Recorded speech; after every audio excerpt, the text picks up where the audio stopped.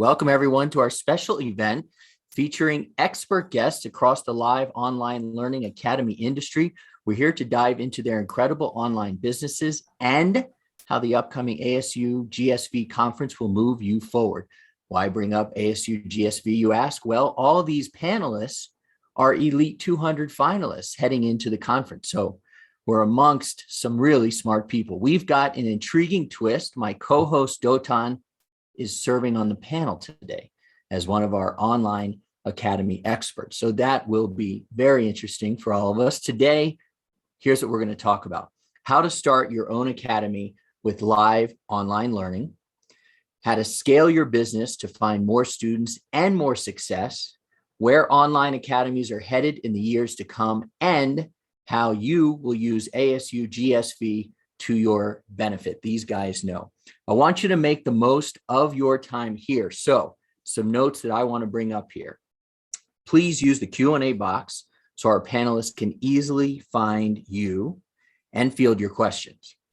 Don't forget to switch the box above where you can chat from panelists and invitees and attendees to everyone so everybody can see your conversations. We're here to help each other. And be sure to join the Facebook group. We've got a great community going on. So we are going to dive in. We've got three panelists: Dotan, Tamir, Santiago, Carrillo, got it, right? And Vishal, Goenka, all right? Before we let them speak, here's what we're gonna do. A little curveball at them is everybody's gonna have a minute to give their bio, because all three of these guys have amazing bios. And then they're all gonna have to answer a question. First up, we're gonna put Dotan on the hot seat. Dotan, give us your bio. You got a minute. And here's your question. Can you please share a question with us that you love to be asked about live online academies? Boom, go. Right. All right. Thank you very much, Josh. Welcome, everybody. Great show coming up. My bio, I'm an Israeli guy that's an expert in the informal education, mostly around the theme of STEM and digital creativity for youth for 14 years since I started this international summer camp in Israel and built more and more products and services around this field in Israel and across a few countries, and pivoted to online learning when the pandemic hit. When our camp workshop business had to turn online, and we started delivering amazing, magical live classes to kids all around the world, which sparked my imagination. And also there was a crucial need there for some operating system. That's how Clickto has started. So Erez, my co-founder, and I started Clickto as a technology startup company that is solving the problem for online live academies around the world. And that's what I do today when I'm not co-hosting this show with you, Josh.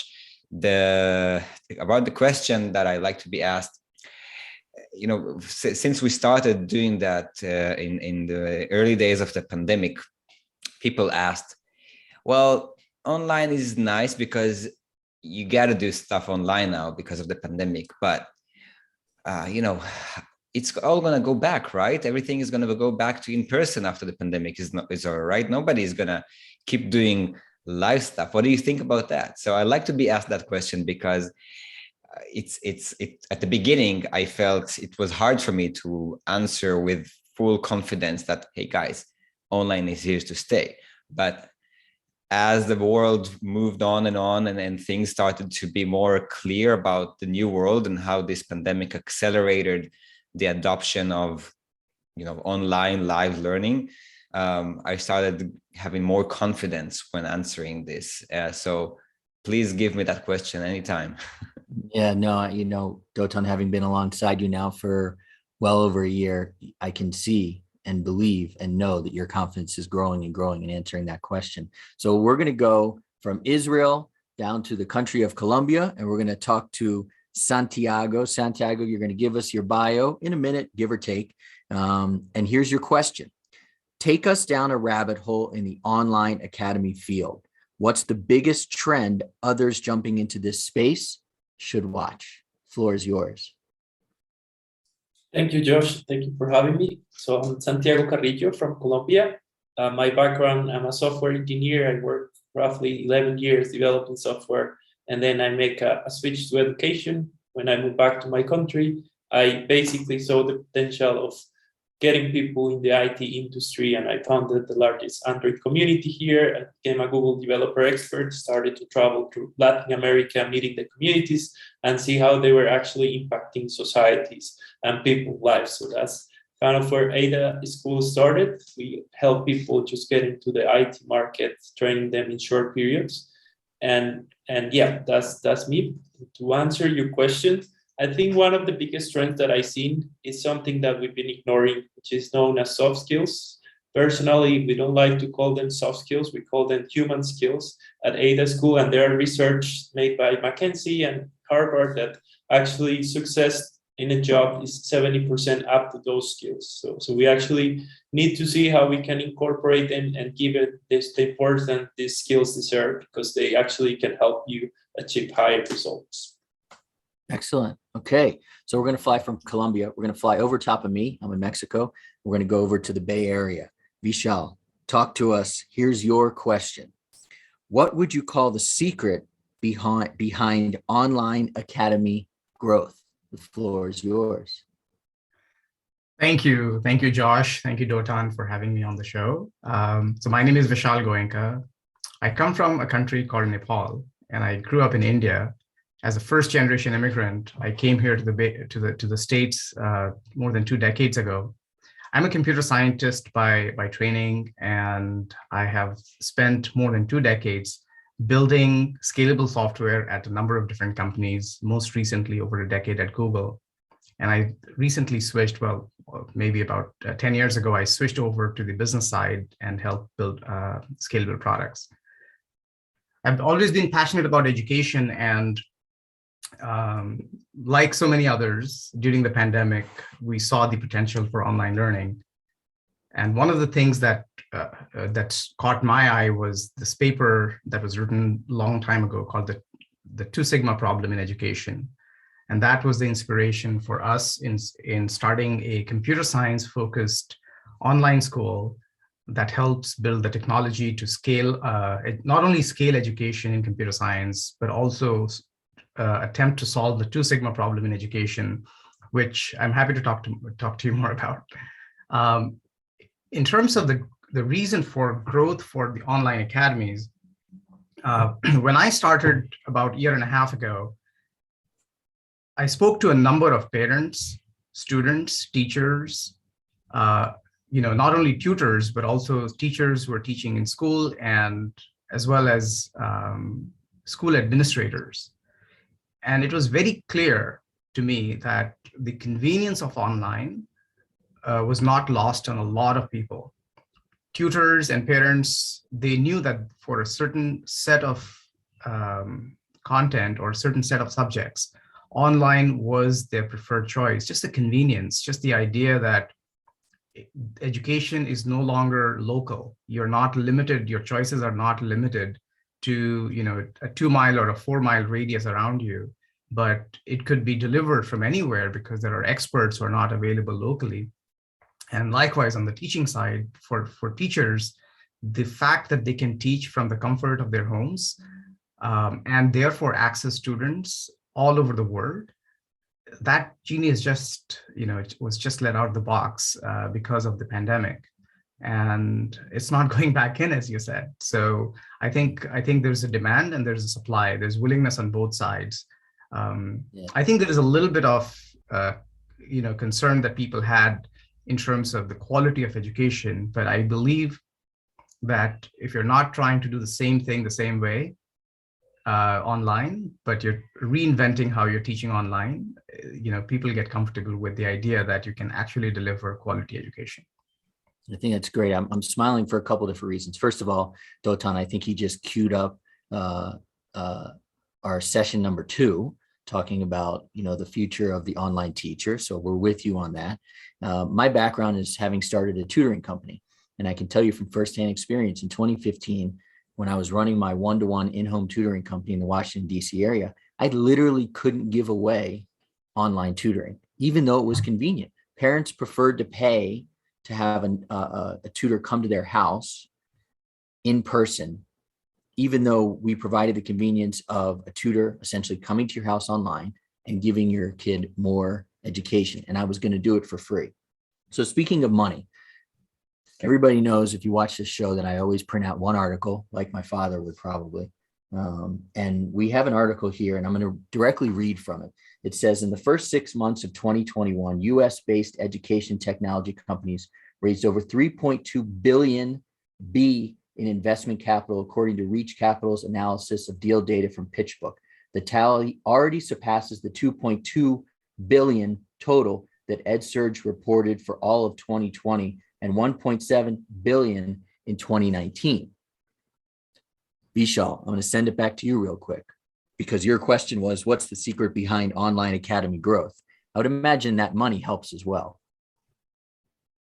Yes, money definitely helps. And, when you are teaching locally, you're considered a local mom and pop shop business. When you're teaching online, the potential for growth puts you in the category of a venture-backed business. And there is a lot of interest from the venture community in seeing this trend, because clearly this trend is here. So yes, absolutely. The money helps. There's a lot of interest from a lot of stakeholders in making sure that education can be as global as possible. Santiago, I'm sure you could hop in here, but only because I know Dotan and we spend lots of time together. You've spent a lot of time with VCs. I'm sure you can back up what Vishal said. Yeah, I think your statistics that you just brought are probably from the middle of the year in 2021. And if you look what happened in the second half of the year, it was even more fascinating. I think in 21, the total funding into edtech companies was triple the size of what it was the year before and before the pandemic. So the numbers are great.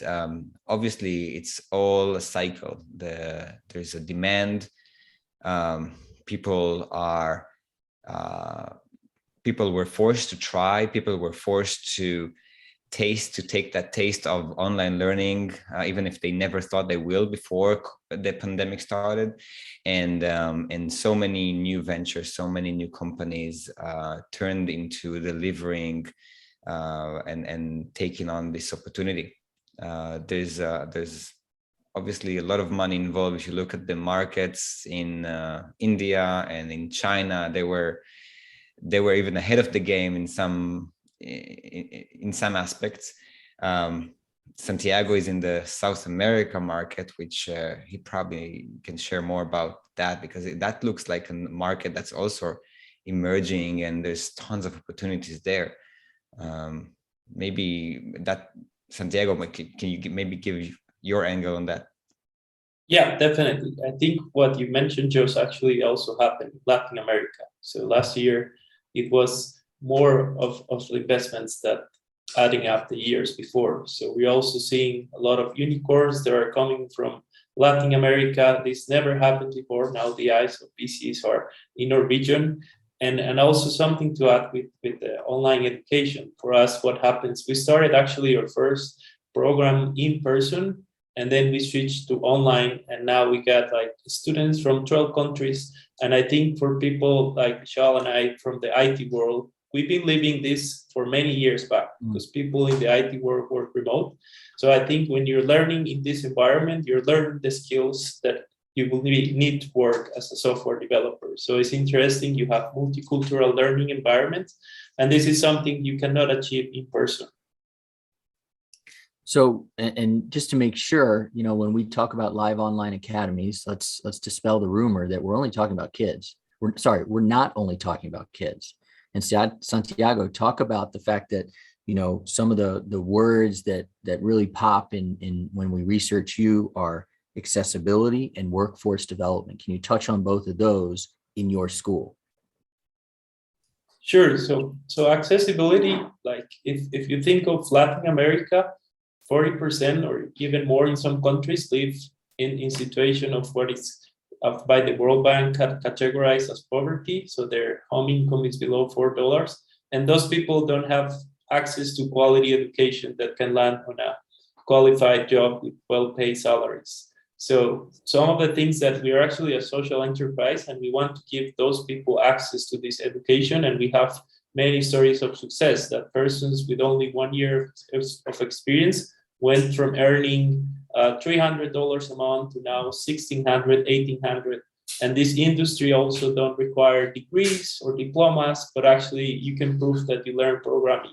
So this completely changed the game and give more possibilities to those people that are in remote areas. We also have students that are in some areas. In Colombia, for instance, it's a very centralized country where in the capital, in Bogota, Cali, Medellin, the largest cities will have access to good universities, to education, but remote areas are forgotten. So with these online channels, you can actually provide opportunities for people in remote areas, and not only in Colombia, but this also replicates all over Latin America.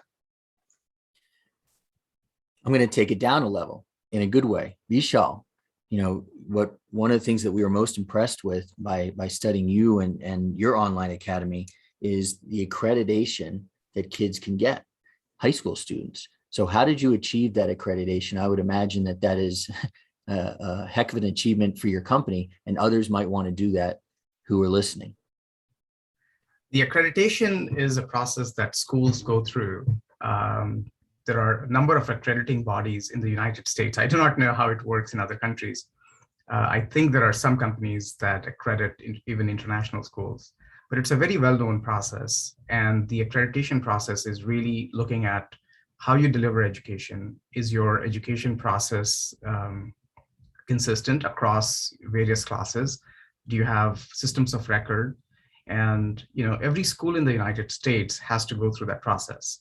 So that process gives both parents the comfort of knowing that the education is rigorous and complies with all the standards that are laid out by different education authorities. And it also provides schools sort of this internal hygiene that they need to be aware of. So they're really partners in many ways. They're not just inspectors, if you will, but they're also partners in helping you understand how you deliver quality education. And so it is an investment that you have to go through. I think the main reason for us wanting to go the accreditation route was what we were focusing on was credit-bearing courses, which is very different. It's a fork in the road in many ways for companies to decide whether they want to go with what is known as supplemental education, where kids come to learn, but at the end of it, you don't have to necessarily show proof that you have learned these things. It's between the students and the academies.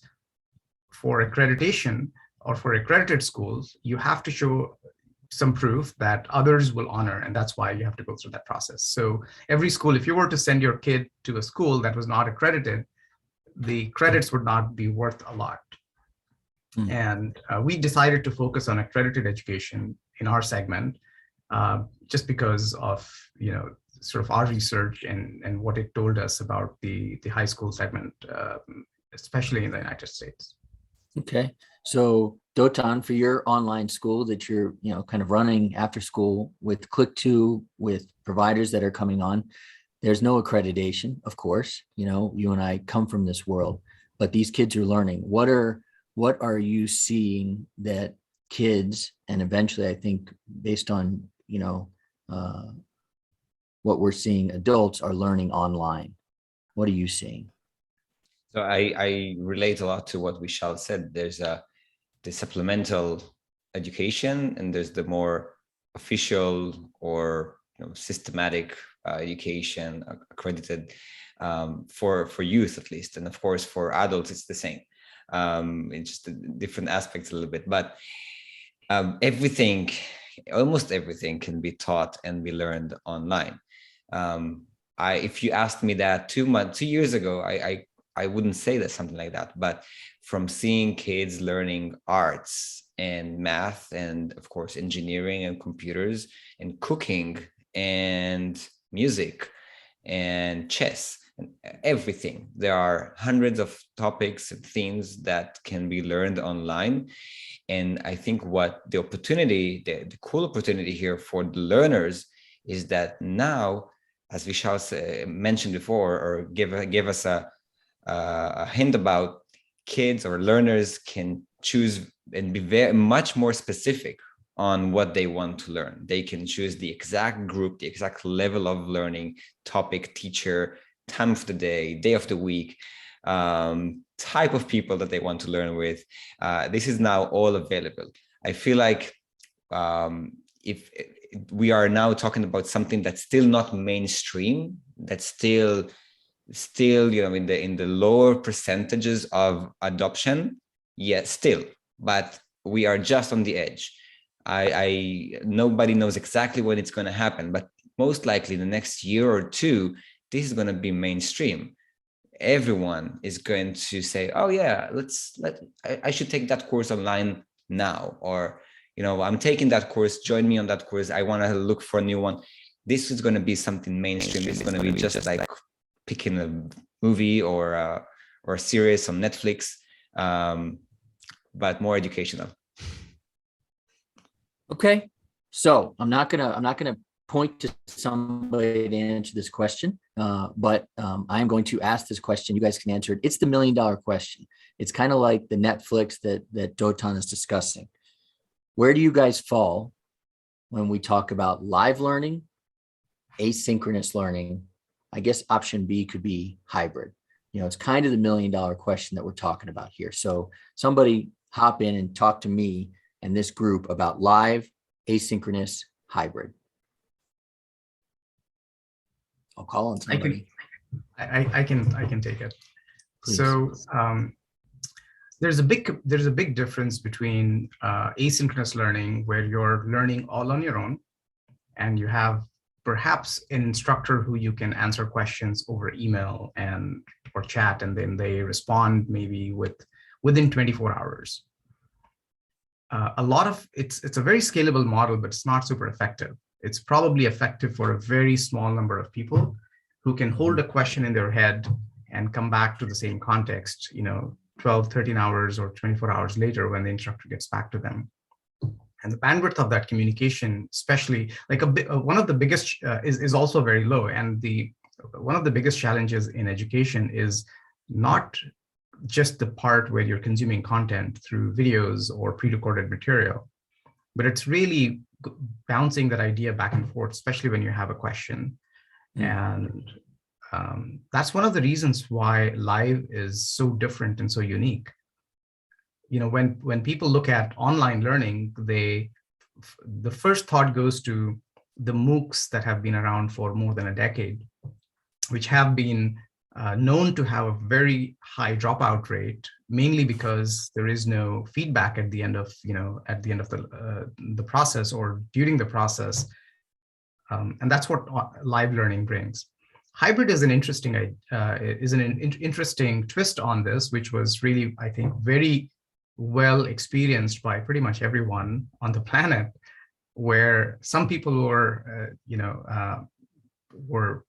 there in person. For example, at schools, there were students who would show up in the classroom, and some of the students would be remote, and the teachers may often be also remote.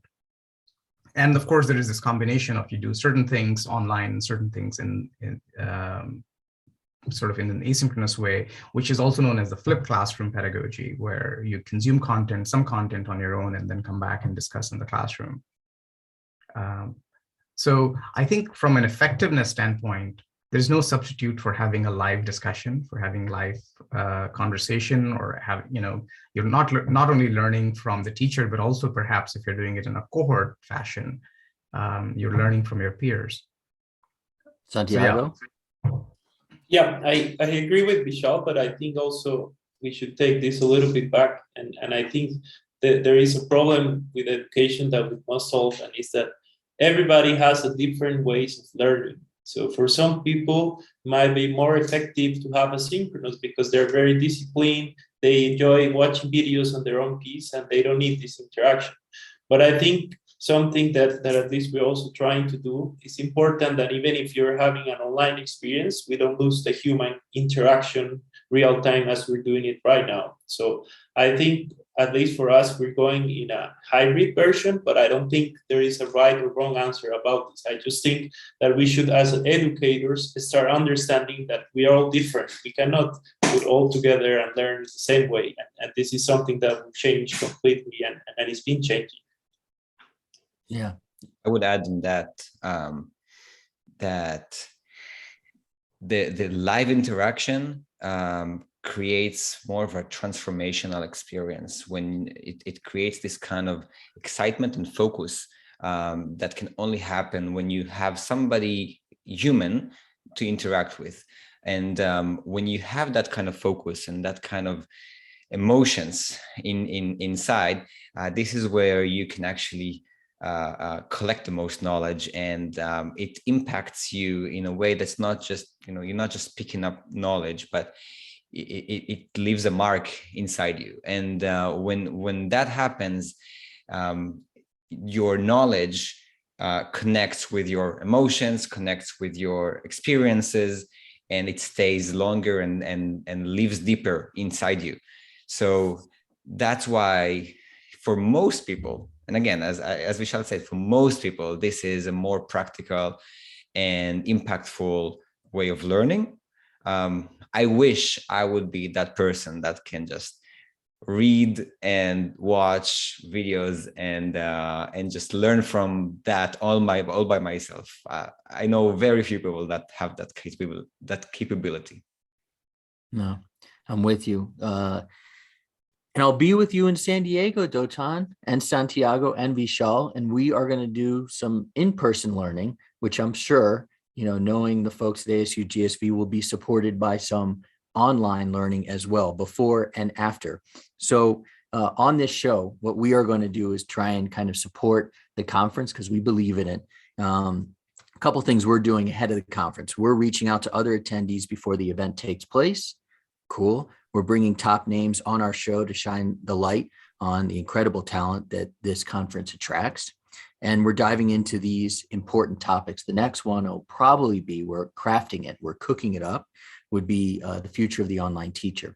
So I'm going to go back around the horn here, and I'm going to start with Vishal because we started with Dotan when we got going. I think that it's really important because ASU+GSV is a great conference. It's also an expensive conference for people.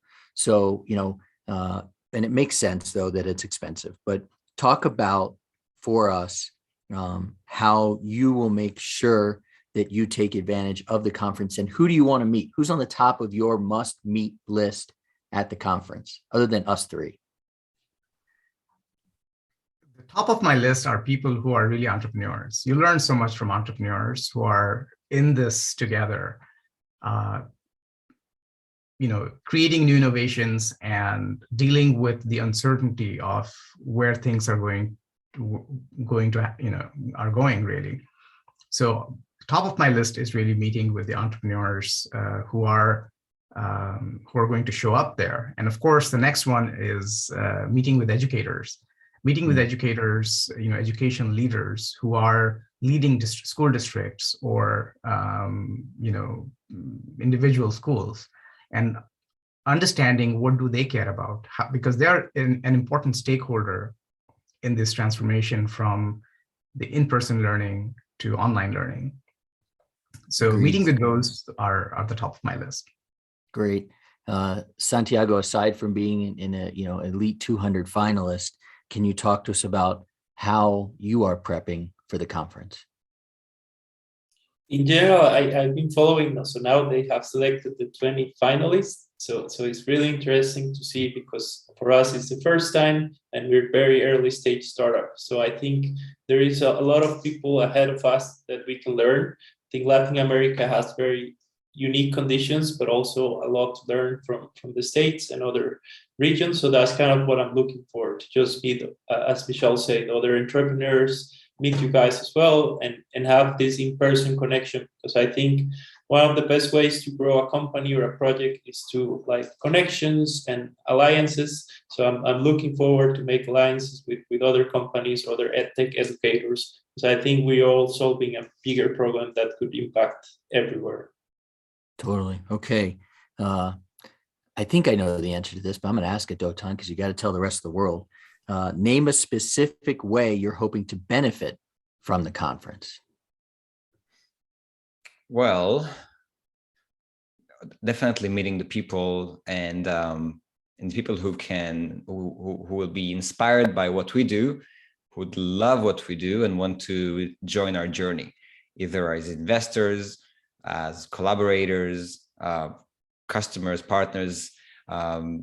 Last year I was there with you, and for me it was eye-opening to see so many people that are invested in this industry, that are there to make a difference.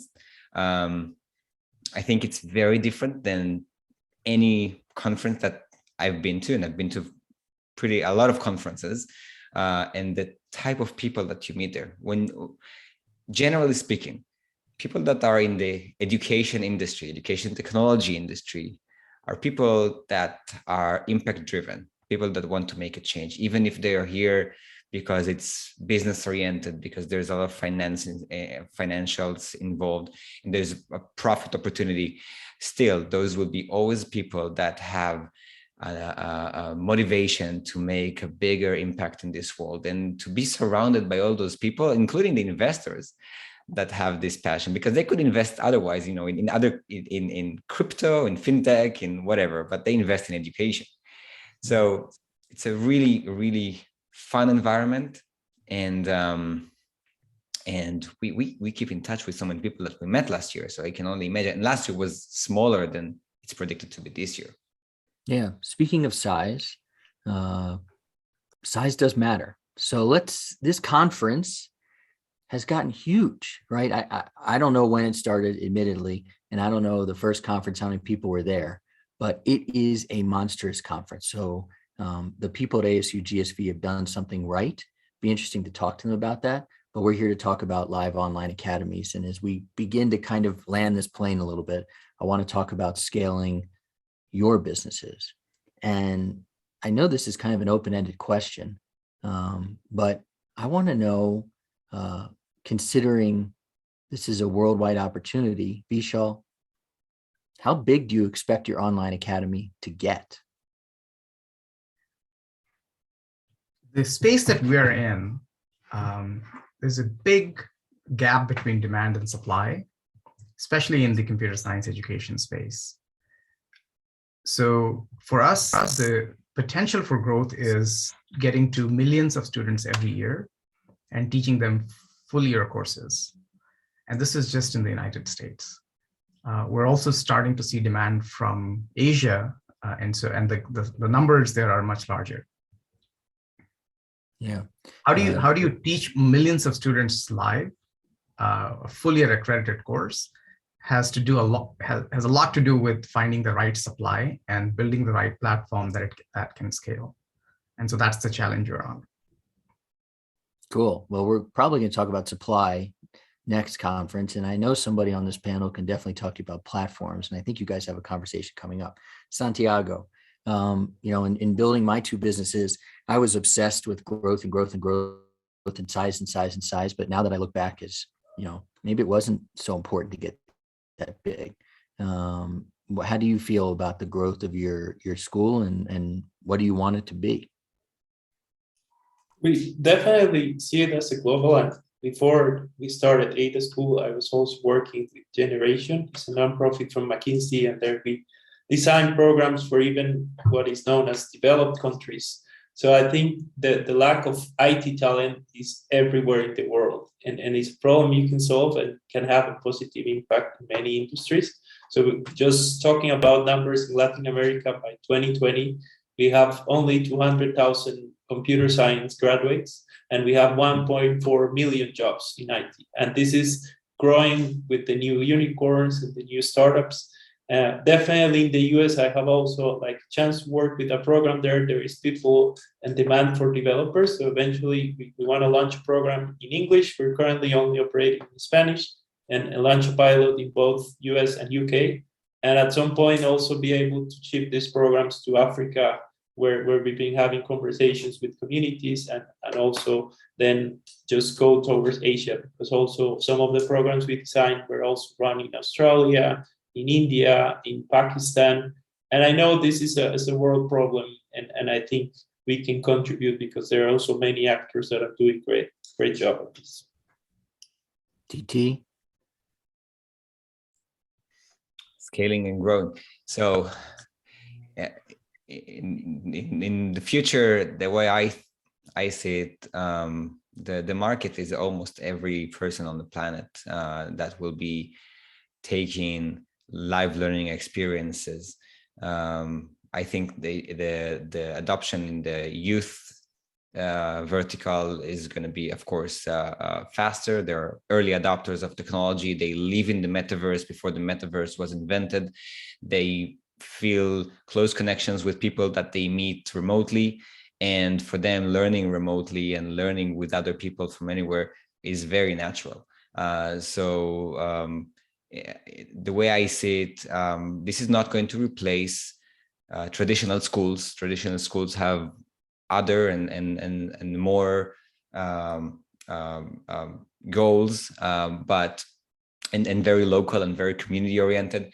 But this is definitely going to change how people consume content online, how people learn new hobbies and learn new life skills and enrich their life. And the world has gotten so flat in the last 2 years, more than ever. So it's growth is a challenge for a company like Clickto, and any startup. It's always a challenge. How do we do that? How do we get to that growth? But knowing that the demand, and I totally agree with Vishal and Santiago, the demand and the need is so huge, and the solution is obviously online, then there's a huge potential for growth for all of us. I want to ask a question to kind of, again, wrap us up here. We're gonna wrap up in about 6 minutes. But I want to ask a question for the entrepreneurs in the group that Vishal mentioned. I'm one of them, where I think we all are. Dotan, you talk about a flat world, but growth. And so talk about how your role has changed and continues to change, maybe on a daily basis, literally, like, where you go from have to do this as an entrepreneur to have to do this. You're in there with the developers, not that they're in the basement, but then you're talking to the VCs, right? So talk about how your role has changed to try and grow the company. Sorry, that was for me, right? That is for you. Okay. Wow. Because I see it firsthand, and I want you to talk about it. It's not easy. Yeah. Well, life is boring if it's not changing rapidly, right? If you're an entrepreneur, you would agree with me. It's fascinating. I'm learning. I started to be an entrepreneur probably 14, 15 years ago.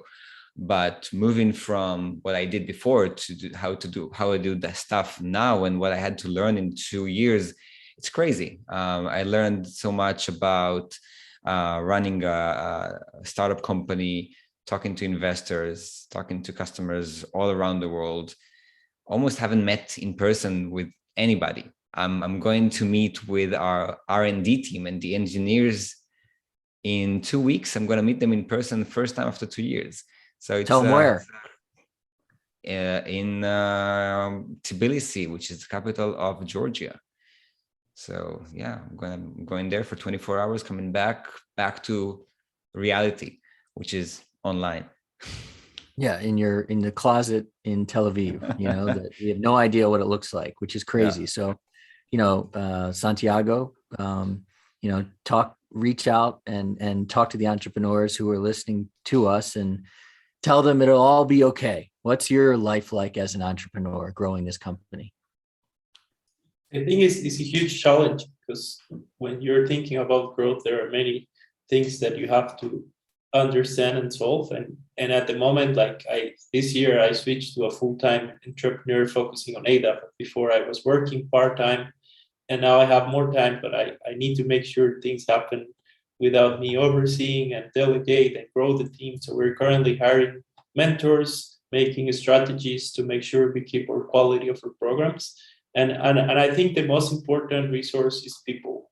Like if you have the right people that are aligned with your values, that will just, things will happen. Of course, like you have to guide them and support. So I think I've been also stepping up to different hats or positions, starting to talk with possible investors and see how we can grow. So it's challenging, but I think it's also exciting. As Dotan said, like if we do the same every time, and that's what I also switched to many jobs, because at some point, if you're not learning, if you're not challenging yourself, then you don't continue to grow. So I think in a startup, there is always places to grow, many opportunities, but you need to have proper focus with the goals that you want to reach. Definitely. And Vishal, you worked at this company, what is it? Google. So you probably know something about growth. So talk to us about growing a company and now your own. Yeah, that's well put. I think growth is very different in every industry, and 0 to 1 growth is also very different from the 1 to 100 growth. And so the 0 to 1 growth, which is the phase that we're in, I think most of us are in sort of that 0 to 1 growth at this stage, looks very different than the growth that you would have when you go from 1 to 100. 0 to 1 growth is all about getting the product right, getting the distribution right, getting the partners right, getting the team right. And so at early stage, that's really what you're focusing on. You're not focusing on scale at the moment. You're really focusing on what will scale. What channels will scale, what distribution will scale, what product will scale. And just figuring out all of those and refining those before you hit scale. And so a lot of those skills are very different. These are sort of product and engineering and sort of marketing insights, and really knowing your audience, knowing your customers, your users. That's really what this phase is all about. And of course, there is, I switched domains. I've been in outside of education, direct education, for the majority of my career. And so there's a lot of learning. Of course, computer science comes more naturally, but, and of course, as a parent, I know how, I've been teaching kids, my own kids. But when you're responsible for other kids' education, and your stakeholders are very different than the ones that have been before, there's a lot of learning for sure. Yeah.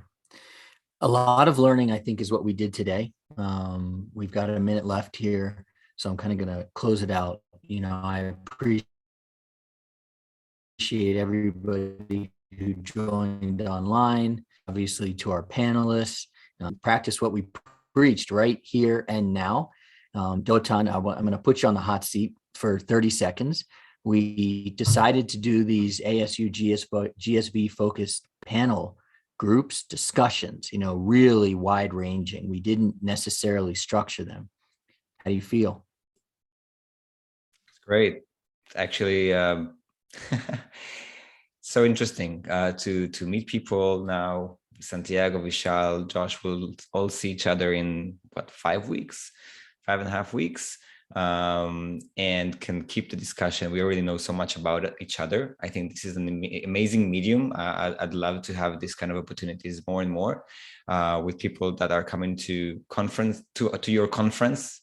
I think this is an interesting way to prepare and have some familiar faces there. Next, as you said, Josh, we're looking to have a few more shows like that. By the way, we also have different shows. So this is already the 20th show or something like that. We had done a lot.